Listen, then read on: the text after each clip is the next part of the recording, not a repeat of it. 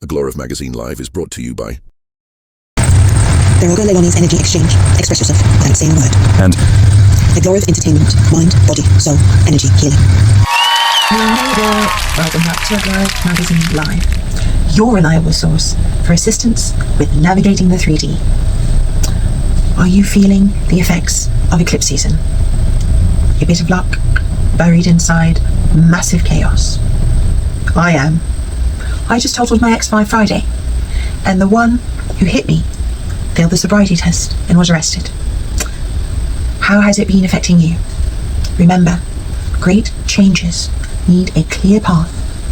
I loved my car too much, but it's time for the next step in my evolution, and that includes getting my RV. Confirmation that it's time. Things you love may be taken from you when they no longer resonate with what your path and purpose is.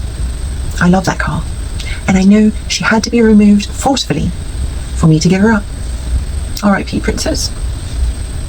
Do you have trouble sorting what to wear on a first date? Well, I have a few tips to help make it easier. Cardi B is facing rumours of pregnancy and assault and battery. Are any of them true? Did you hear the rumours that President Trump was unalived over the long weekend? Have you heard the health scandals at all? Bachelor in Paradise is approaching its end. Big Brother is switching up again. And a new reality show, The Snake, has a winner. I have another fun film recommendation just before I try to tickle you with some giggles. Thank you for your attention. And tune in each week to stay informed and prepared.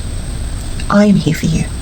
If you need further assistance or personalized attention, contact me through my site. Please pay attention. Following this blueprint will align you with the zodiac, which will align you with the most powerful and divine energies available to you at this present moment. The moon in Sagittarius will be traveling through Capricorn and Aquarius and ending in Pisces by Saturday. So you can split this into chapters. The first chapter will be a finalization, a completion, a conclusion of a journey that you have been on. Now, after a journey is complete, we don't begin the next straight away. There is a transition period, which represents the second chapter. First, with Aquarius, which shows us all potential pathways we can take for the future. And then Pisces starts to stir up some movement and build momentum to launch us into that next journey. The first chapter will be very active, expansive, requiring a lot of physical and mental energy, whilst the second chapter will be more open, more spiritual, more intuitive, maybe even strange and weird in unique ways. Aquarius and Pisces can bring us into new uncharted territories. Aquarius being new mental territory and Pisces being new emotional territory. The moon will align with Pluto at the beginning of Aquarius, which is like our life hitting the random button. Expect something to shift. Expect a change to come.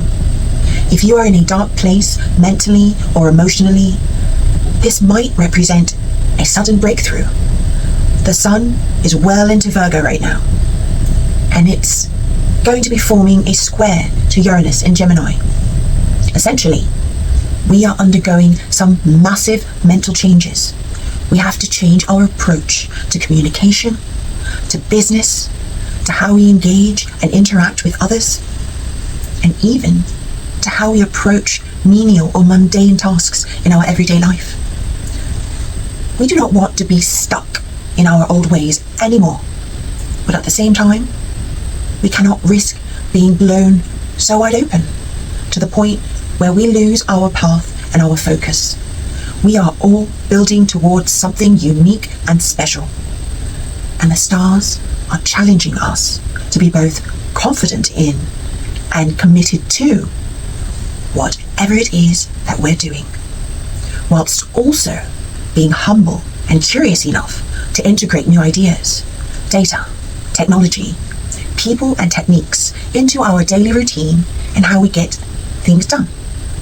Virgo is always a time for productivity.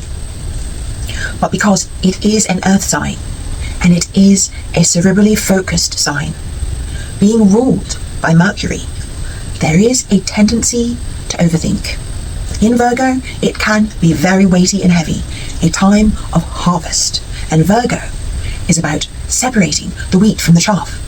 We need to get rid of the unnecessary things cluttering our mind.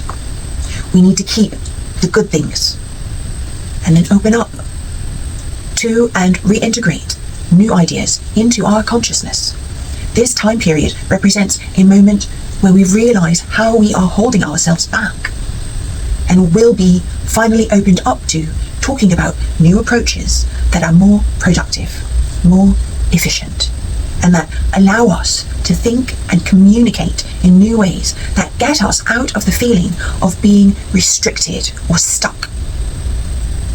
Mars in Libra reflects this idea of balance, balancing between staying firm to our path whilst also creating enough space for other people and ideas to help our influence our journey. The moon in Capricorn may represent us getting as far as we can on our own, with Aquarius representing our opening up to what else is out there. There is a time for social interaction, for connection with people, all whilst keeping your primary focus in mind. The universe wants us to give us what we want, but it needs us to stop expecting it to manifest in the limited way that we have been envisioning in our minds. Our old mind cannot process this new future correctly, so we must allow our minds to adapt. Now, these are some dates coming up that you might want to mark on your calendar as days to do something or days not to do something. Mercury is going to be at home, also where it's exalted in the sign of Virgo until September 19th, helping us have a growth mindset, focusing on self-improvement, perfect our daily lives, find organization and get things sorted. However, Mercury in Virgo is going to make some very powerful aspects throughout its transits. You should be aware of it.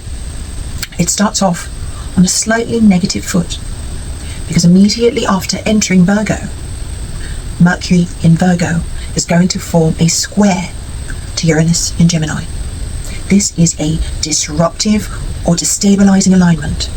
Uranus is the planet of innovation and brings us innovation and liberation and this free spirit energy through dramatic twists and turns, curveballs, unexpected information that we didn't see coming.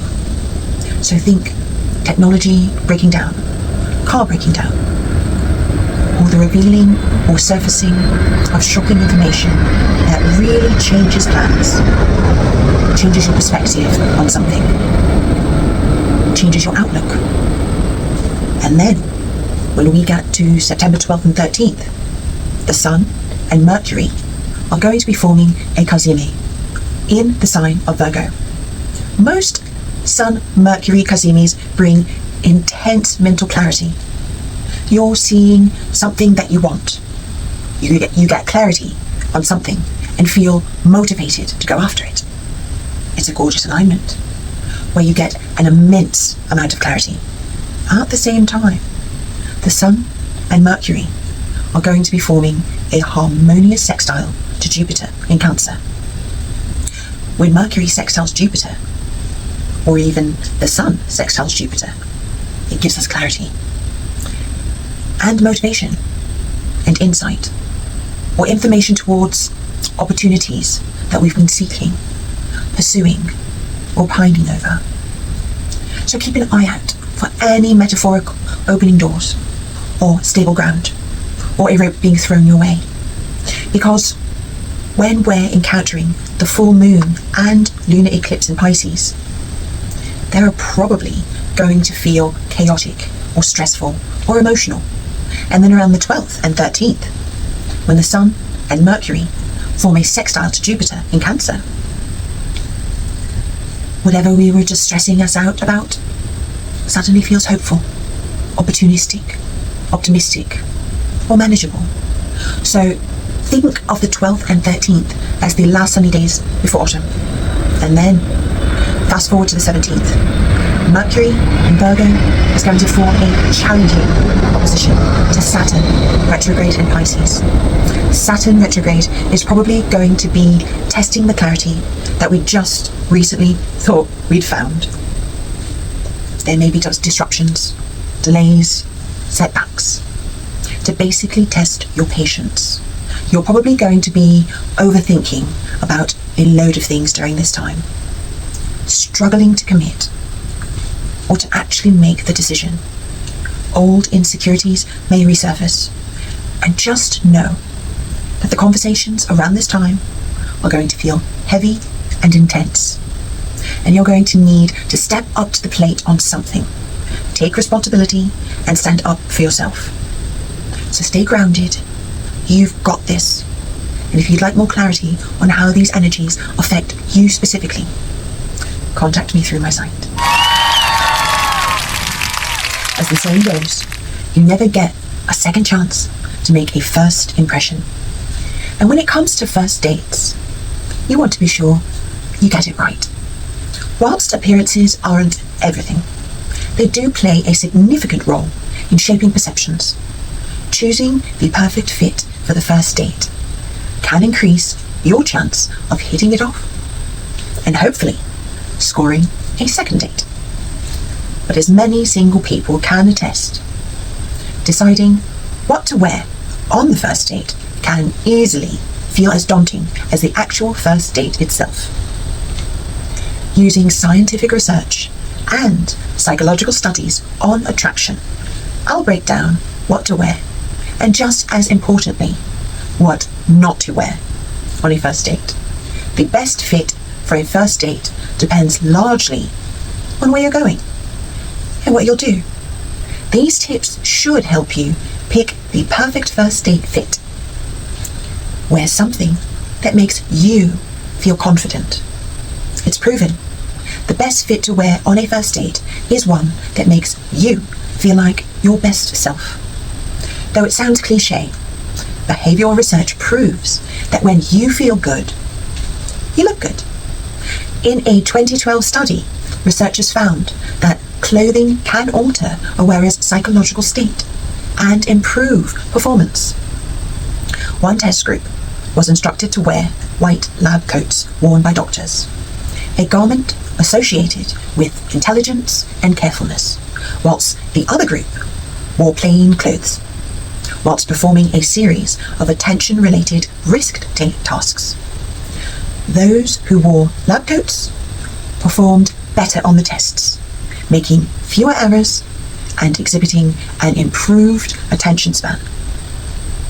Apply this theory to your first date fit. Try to influence both your dates and your own subconscious. Choose a comfortable and pretty dress or add a textured jumper to a classic fit. Wearing items symbolically associated with success and attractiveness, such as a well-tailored suit, may also help you feel more confident. When in doubt, wear red or black, according to colour psychologists. The best colours to wear on the first date are red and black. Wearing these two romantic colours can make you appear more attractive and more desirable to your date. Whilst there are obvious subconscious ties to red roses and romantic occasions like Valentine's Day, scientists found the connection runs deep within these cultural contexts. Studies show that both men and women find their dates more attractive when they wear red or black. Red is associated with romance, whilst black elevates one's style and sophistication. Two positive attributes on a first date. Pair a red or black top with trousers that fit you just right, or go with a classic little black dress or red dress. but avoid wearing yellow. Knowing what not to wear on a first date is just as important, if not more so. According to the experts, the colour to avoid for first date attire is yellow. In a study on the way people perceive colours, participants consistently ranked yellow on the less attractive side of the scale. And white wasn't much better. Although, yellow can look amazing on most skin types, especially warm skin tones or darker complexions. It's best to save your favourite yellow fit for a later date, especially if the first date goes well. Wear something comfortable and practical. Body language is another key part of making a good first impression. Small cues, like subtly leaning in or making prolonged eye contact, can communicate your attraction without saying a word. Similarly, negative body language sends non-verbal cues to your date that you just aren't interested. According to body language research, one of the biggest red flags on a date is appearing physically closed off, crossing your arms, clutching an object to your chest or to your stomach, or keeping your hands tucked in your pockets, making you appear uninterested and unavailable. Wearing a casual first date fit that's both comfortable and practical lets you fully engage in the conversation. Choose a comfortable performance dress that's both flattering and attractive. Instead of thinking about how your shoes are rubbing against the back of your heel or how your skirt keeps riding up in the back, you can focus on creating a deep connection with the other person. And if you're cold, don't cross your arms. Slip on a breathable pullover or a jacket. Avoid looking overly trendy or unapproachable. When it comes to first dates, it's best to stick to simple fits. Use classically styled. Your first date fit should seem effortless, even if it took hours of careful planning and several changes. For men, try a button-up shirt with jeans or chinos, styled with a belt, dress shoes, and a nice watch. If you really want to impress, wear a blazer with a button-down shirt. If you're in a more elegant setting, for women, go with a little black dress or a casual blouse and jeans, finished with feminine accessories and complementary makeup. Stick to a solid colour or small scaled prints and avoid anything with loud, unflattering patterns. Opt for a neutral makeup. Save the dramatic looks for later. Wearing makeup on a date is a great way to boost your confidence. A 2020 study found that full face makeup, heavy makeup, may negatively impact how you're perceived. It tested the cosmetic dehumanization hypothesis, which suggests that the more makeup someone wears, the more dehumanized they'll be. Participants rated faces with more makeup, particularly heavy makeup, as less human, meaning those faces seemed less warm and relatable. Wearing enough makeup to feel confident, but not so much that you don't look like yourself. And whilst you get ready, splash on a bit of perfume for that final touch. And be yourself. Dressing for a first date involves a blend of science and personal expression.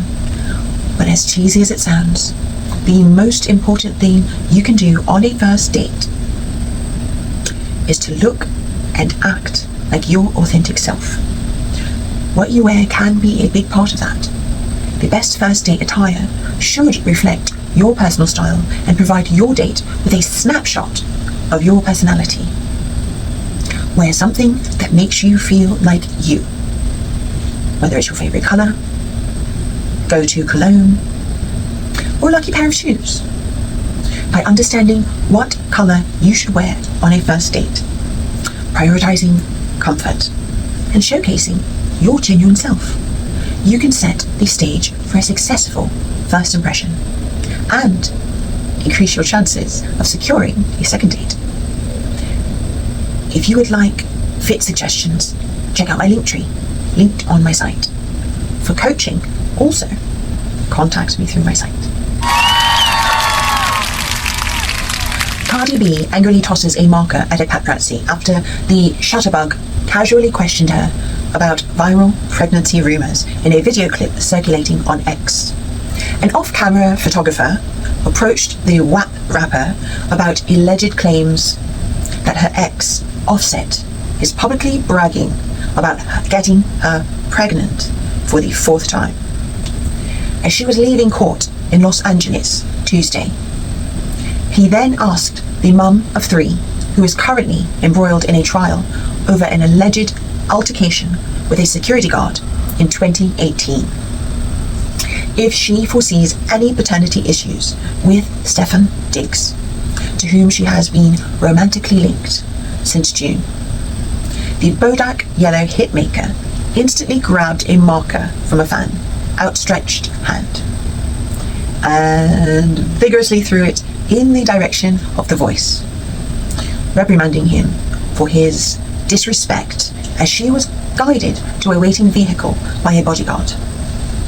The man shouted, "I still love you, even though you threw some stuff at me," to which Cardi responded, "Don't do that.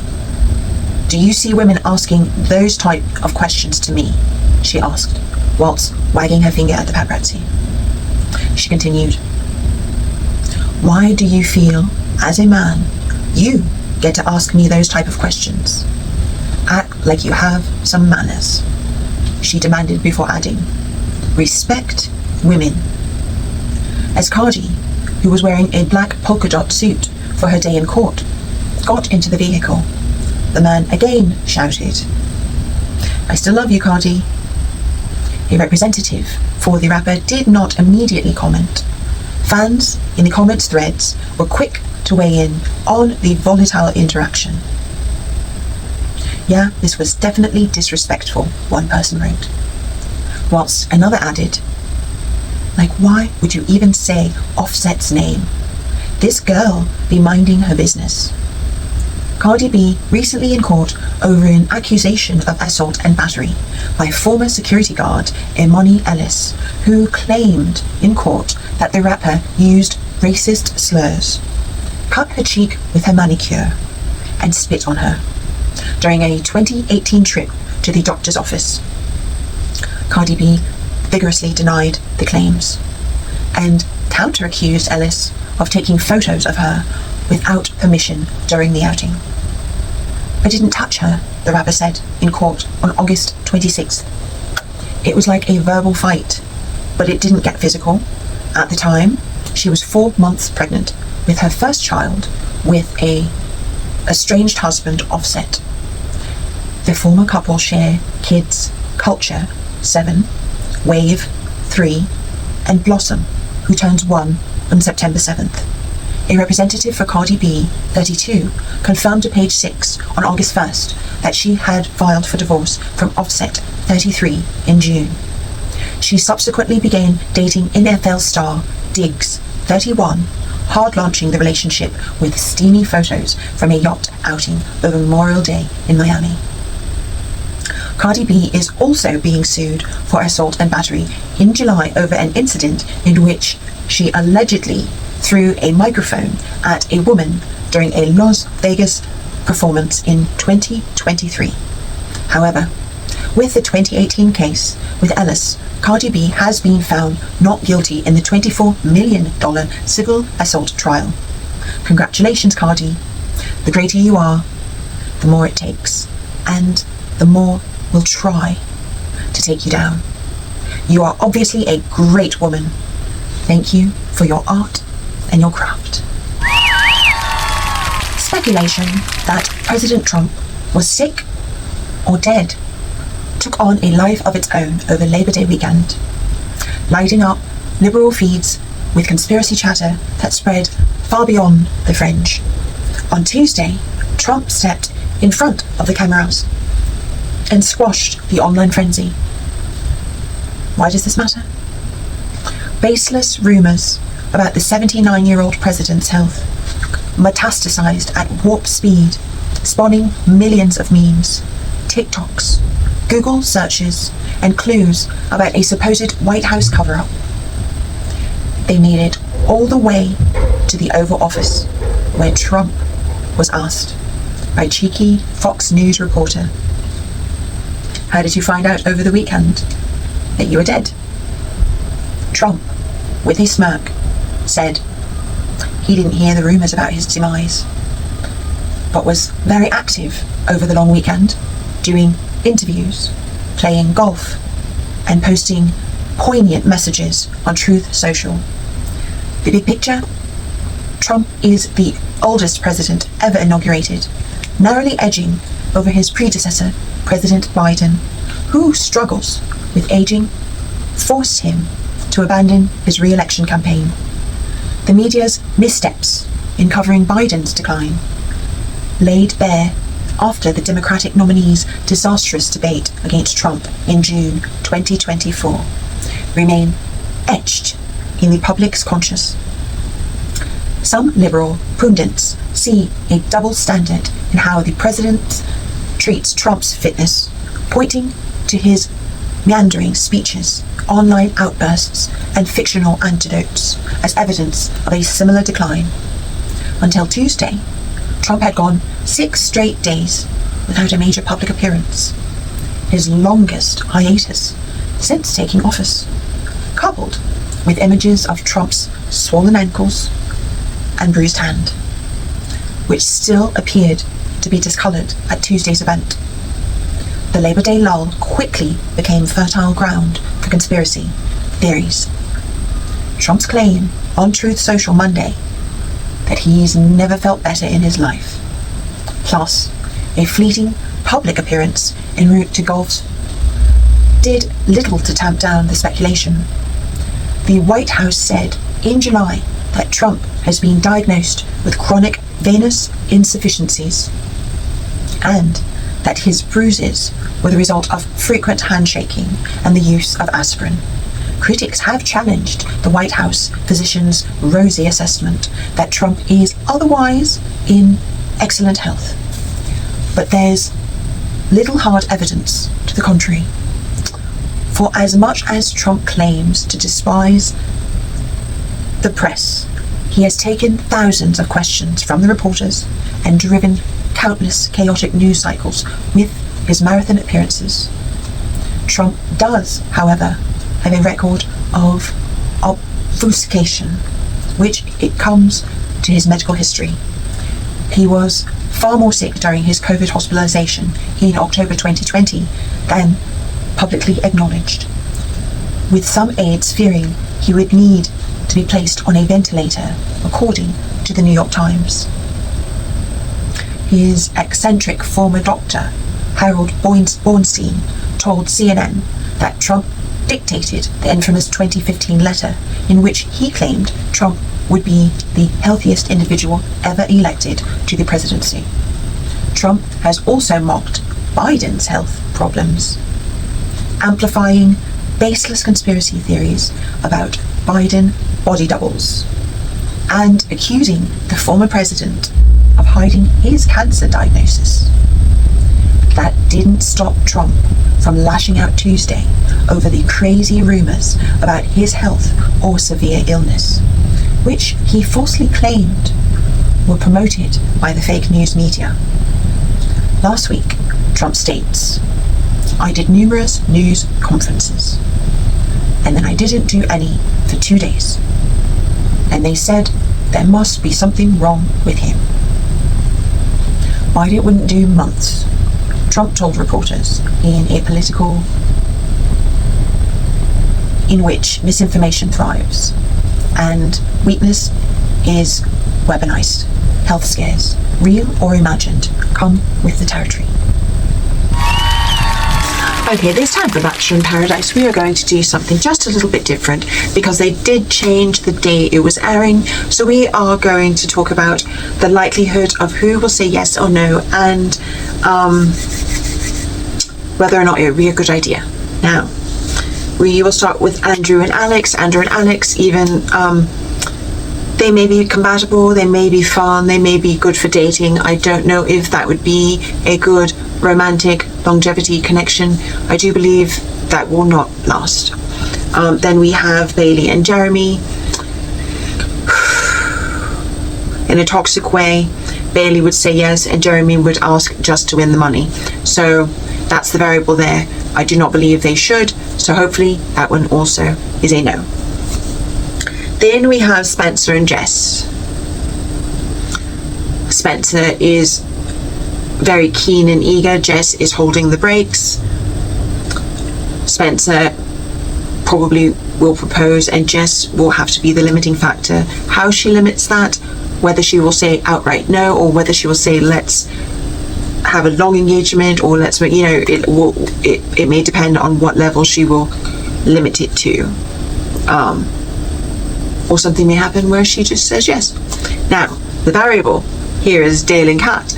Kat has already been on camera saying that she would not do that again because she did that with John Henry. However, she has Dale. Dale is a specimen, and their chemistry is just building. They are doing very well. I am very impressed and surprised by Dale and how he has, at least on camera, great relationship skills. So that would be the sleeper.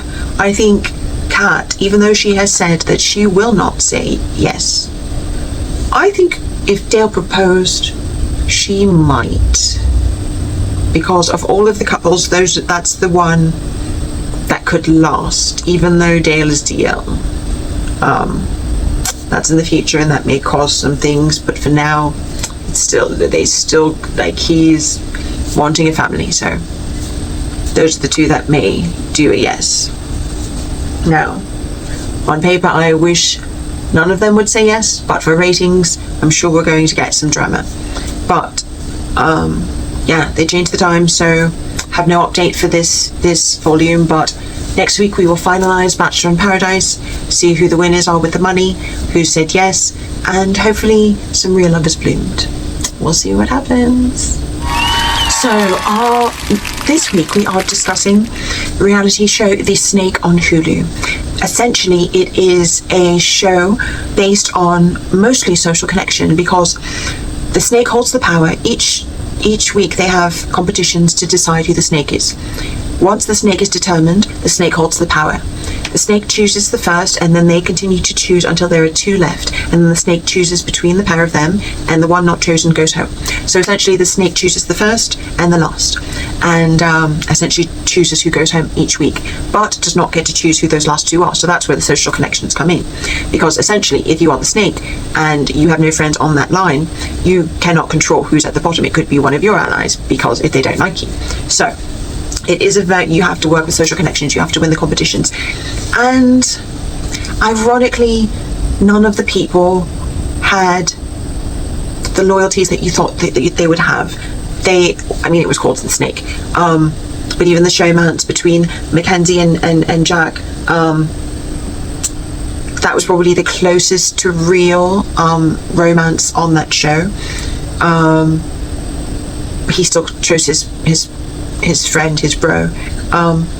And yes, it is a competition show, so I do understand how you put those relationships to the side. However, if people just realised how powerful a man and a woman, that connection, that bond can be above friendship. Now I know in a reality show it's quick and you don't know who to trust, and it's more natural to pick your mate, but you know, yeah, anyway. There were a lot of great gameplays. It's great to see a lot of the behind the scenes, what their strategies were, how they would lie to each other. And there was one player named Catherine, and she had it all down to a science. She had all of her strategies lined up. She did not, I believe she only made it halfway, but the way she discusses it and strategizes and talks about her tactics are exactly what people do in the dating world. So it is worth it to kind of listen to her strategies and the tactics that she implements and how she used them and what she told people what they wanted to hear, how she bonded with people to make them feel close to her, how she played them against each other, things like that. That is exactly what people do in real life and in the dating world. So it is beneficial to go and just kind of see how she does that, just for that. But yeah, it was a fun show. It was a little bit suspenseful, a little bit. But yeah, check it out. The Snake on Hulu. Okay, this week in Group Brothers is actually quite a little bit of a surprise, because some connections were made as a result of the fallout from some of the original connections that were in alignment. Now, as a result of the game going and their confidence being built up, or from their accomplishments and their achievements, or constantly taking beatings down, and their vibration will raise and decrease. Now, as a result of this, it will make them align with other players. So the ones they originally aligned with, they may not be aligned with at this point, which may be a reason why a lot of the connections and the allies and seem to be backstabbing each other. No one really is playing a solidly loyal game, and a lot of that may be due to the fact that none of them has a really stable vibration, except for Rachel. Rachel, even though she seems chaotic, is the Ava kind of is as well, but she does have a little bit of wobbles as well. But Rachel is the most balanced. She is the most in control of her energy. She acts with intention. Even in her crash out, she does it for a purpose. She chooses her words specifically. She chooses her targets specifically. She thinks through it. And even when you don't think she will, she gets her way. What these house guests don't realize, and what a lot of people in society don't realize, is that when they outnumber something, even if they're afraid of it, they can conquer it. So in reality, they could have conquered Rachel, but they all are afraid of her, so they don't want to become a target of her, so they instead join her. And that is an example of I'd rather be feared than loved. In a lot of ways, I do agree with that, because love is fickle, and a lot of people call things love that aren't really love just to manipulate you. Whereas with fear, you can predict their pattern of behavior. More likely than not, they are going to be nicer to you. They are going to have more trustworthy actions because they're afraid of consequences. You can control them better with fear. That's why the government, the school, your parents, everyone uses fear to control your behaviors. Now, that is essentially what Rachel has instilled in these players. She has instilled fear in them because they know of her reputation. And that is also why you need to have a good reputation and protect your reputation. So, off on a tangent. Now, the interesting side effects that have occurred is because Kelly has been displaced by Vence, because Vence is all over the place. He had an alignment with every girl in the house. He doesn't even remember having them, and now he just is floundering, and he has to pick a side, and he's in tears every week. But as a result, Kelly, being a strong player and now has burned the bridges with Vence, she now has attached to Keanu, who also is a strong player. However, Keanu is playing a very risky game in the fact that he tried to go after Rachel, and she knows about it. So how long Rachel will stay true to him, we shall see, because essentially she feels that he broke their bond first, which is true. Now, the fact that he is not willing to take a shot at her, that is a peculiar play. So we'll see how that goes for him. But I am just happy that Rachel is safe another week, and so Rachel does have loyal allies, which is a wonderful thing. She does instill loyalty, even if it is from fear. Vence, I guess, now has chosen a side, which is a weird thing because it is with Morgan, and now Lauren, who also believes she has a final two with Vence. Everyone has a final two with Vence, which, if he played that well, he could make that work, but he is not playing it well. So this is probably going to blow up into his face. It just depends on when. Lauren is kind of floundering. Unfortunately, she had her knights, and now she is a queen on her own. If she can regain them will remain to be seen, because although she did save Vence with the veto, he seems to have chosen Morgan. That seems to be where the power is in the house, and unfortunately he may unintentionally have to backstab Lauren to keep his game going, which essentially is devastating, because she made a move which I actually thought was a mistake in saving him by putting her game at risk. That, all he did was vote a certain way to keep her from having to break a tie, and yet he asked her to make that big grand gesture to put her game at risk and show her cards to the house, and now he picked the other side. Yeah, Vence, I do not approve of Vence's play and how he's using the women in the house, and yeah, he's basically using these women as shields to kind of protect him, and we'll see how that goes. Yes, it is kind of a double standard where I do feel that women can use men as their guards and their shields because they are stronger. To use the women, although there are mostly women left in the house, so it just depends on how you look at it. On a basic level, men that use women to do what they want, yeah, that dynamic is something you want to avoid. That is a red flag. So yeah, ladies, no matter how attractive he is, do not be the one who gets used and then also are having the babies and all of that. But yeah, we're not into the baby phase yet, but Vince, if he could, he'd probably put a baby in every one of them just to solidify the final two. Ava is flying under the radar very nicely. She is showing all green flags, which is nice. Kelly is crazy because she's not self-aware. She doesn't realize that she's saying and doing things that are making these people turn on her, and then she victimizes herself. So there's a little bit of disconnection with Kelly. I don't think she will last much longer, to be honest. She has a lot of steam, a lot of power, but I don't think she has longevity. I don't believe she's making smart moves. I don't believe her social game is strong enough to carry her to the end if she can make it just on competitions, but she doesn't really have allies and she doesn't really have social game, which is hand in hand. And the self-awareness, which might also tie into intellect, however you want to look at that, I think it's lacking there as well. So Kelly will probably be gone soon. Vence, I'm 50-50 on him. He did choose the strong side, but he may go back and forth because then there's Lauren as the variable. He may need to make a gesture to pay her back for saving him. He may feel obligated to that. So there's that variable. Mickey's crazy. Everyone will try to get her out. She's always a big target. She is showing a lot of red flags where her words and actions do not align. That is definitely something that would be scary to have by choosing someone to be aligned with. Keanu being head of household, hopefully he does not get crazy in the middle if we can try to make a move on Rachel. I do believe that he will hold his word. So at this point, everything is kind of, I wouldn't say balanced, but things that were chaotic are now starting to settle and they're starting to realign with Kelly and Keanu.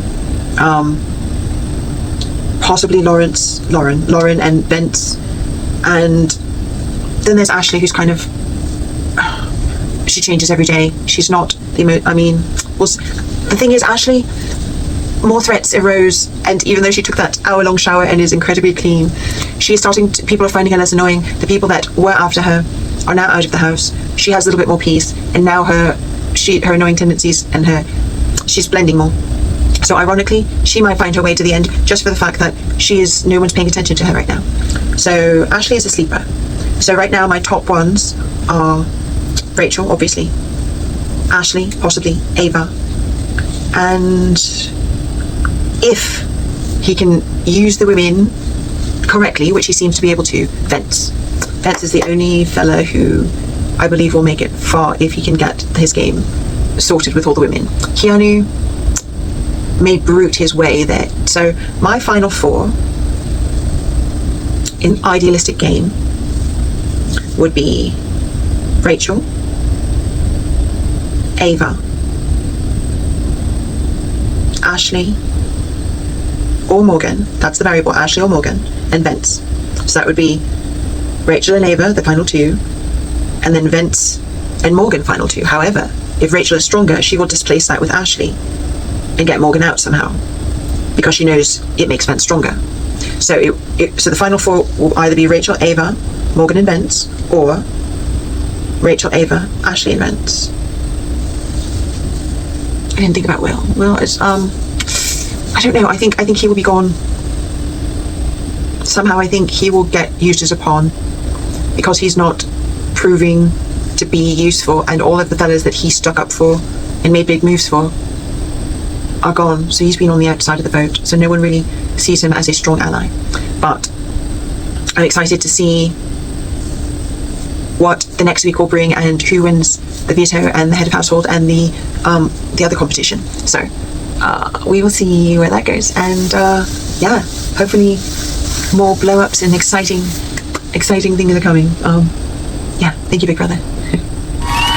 Okay, this week's movie recommendation is The Idea of You with Anne Hathaway and Nicholas Galitzine. I hope I'm saying that right.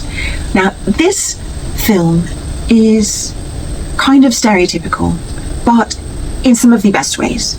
It's quite adorable, it is romantic, it is a little bit cliche. It is basically Anne Hathaway is a mum of a teenage daughter who is going through a divorce where her husband left her for a younger woman. The ex-husband does not take the daughter to Coachella, so she ends up taking her and ends up meeting a rock star who the teenage daughter is no longer is kind of over the band that the rock star is a part of. It starts Anne Hathaway is then in the position of being the older woman, which is kind of an interesting predicament, and it goes over the trials and tribulations of how that dynamic works within the family, within society, within just life.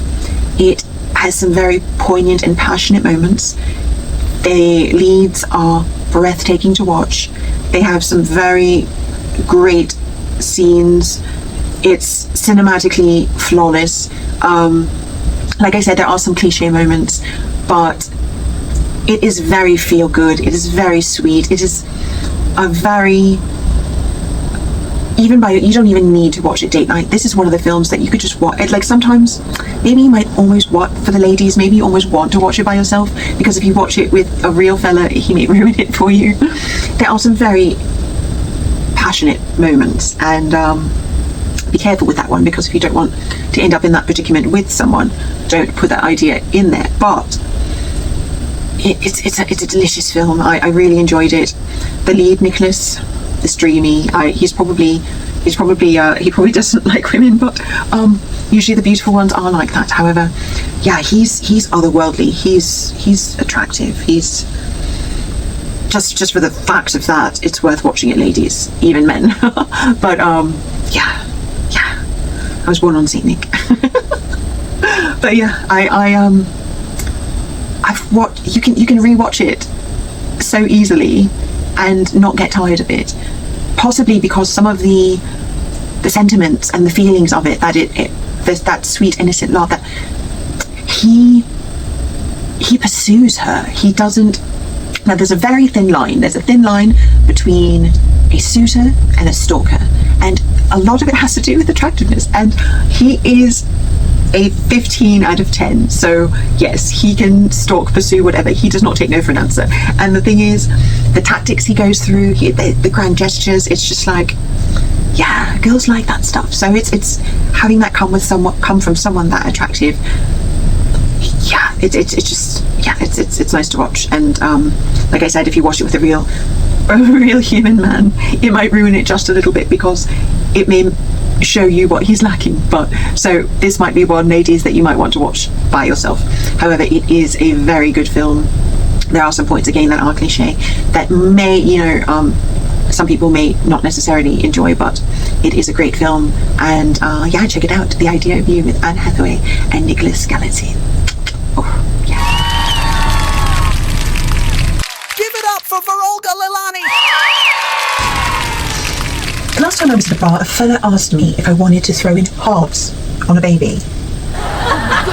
First I was offended that he was a 50-50 bloke. When I realised what he'd actually said, I countered with, is that supposed to be attractive? Yes. Because like all women, I had this innate desire to tear my body apart, to bring a knife into this world, that will continually need to be bailed out of trouble, that will lie to me, manipulate me, possibly unalive me, consume loads of resources, probably tell me at least once that they hate me, make me abandon my dreams, and settle for a fella not even that attractive or wealthy, that I was only planning on having a bit of fun with. Yes, that's you. I know there was a joke in there somewhere. I guess the joke's the ones who fall for that riz. Get back to you. Contact me through my site. and check out the latest from Aglorev Entertainment for all of your level up needs.